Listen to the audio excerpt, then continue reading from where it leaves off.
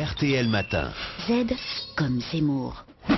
Bonjour Éric Zemmour. Bonjour. Vous avez donc lu ce rapport dont on parlait hier et qui montre que l'accès à l'IVG, l'interruption volontaire de grossesse et à la contraception est encore assez compliqué en France.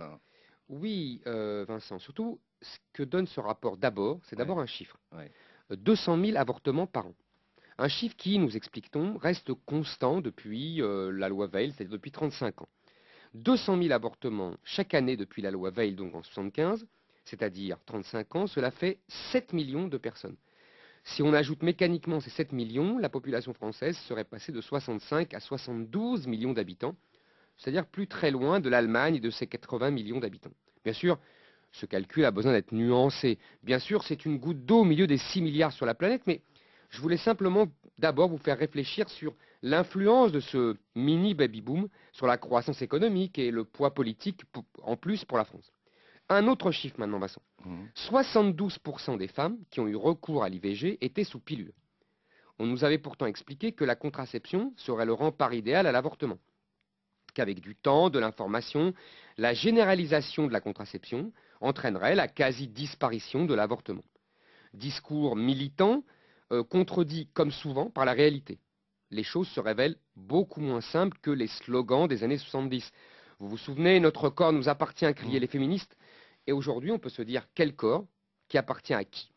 Ces femmes veulent un enfant sans le vouloir, tout en le voulant. La confusion des sentiments n'est pas une honte du tout. Mais pourquoi toujours privilégier le renoncement à l'enfant? Là, je vous arrête et je vous rappelle tout de même que l'avortement, c'est un droit, d'ailleurs, que les femmes ont obtenu après un long combat. C'est un droit.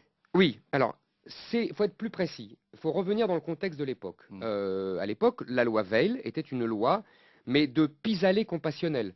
C'est-à-dire que l'avortement était toléré parce qu'on préférait, non sans raison d'ailleurs, la protection de la loi aux dangers et aux injustices de l'illégalité. Mais selon une logique très française du droit à tout, on est passé de la tolérance compassionnelle à un droit acquis, qu'on veut toujours développer davantage, à un mélange de tentation bureaucratique, de fureur égalitariste et d'idéologie féministe qui pense toujours au fond, comme Simone de Beauvoir, que la maternité est incompatible avec l'émancipation. Aujourd'hui, on atteint quand même des sommets. La région Île-de-France lance une campagne d'affichage intitulée « Sexualité, contraception, avortement, un droit, mon choix, notre liberté ».